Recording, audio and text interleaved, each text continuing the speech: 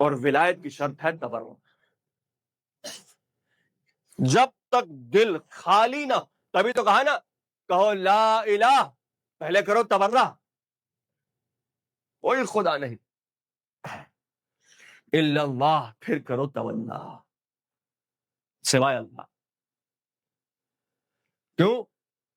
کیونکہ اللہ کے مقابلے میں بت تھے، لات، منات، عزا. کتنے ہوئے؟ 3 ہو گئے. خدا کے مقابلے میں 3 آئے. لا الہ یعنی لا الہ کر کے آپ نے ان 3 بتوں کی نفی کر دی ہے. پھر کہا الا اللہ. بھائی 3 کی نفی ہوگی تبھی تو ایمان اور اسلام دل میں راسخ ہوگا. الا اللہ. پھر کہا محمد رسول اللہ. اللہم صلی اللہ.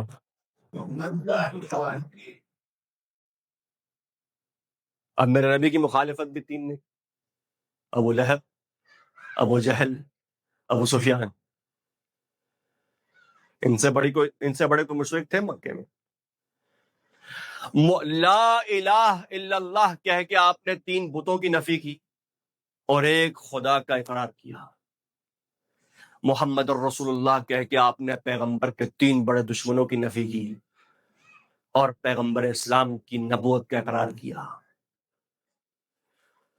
اور علی ولی اللہ پڑھ کے آپ نے علی کے دشمنوں کی نفی کی اور علی کی ولایت کا اقرار کیا.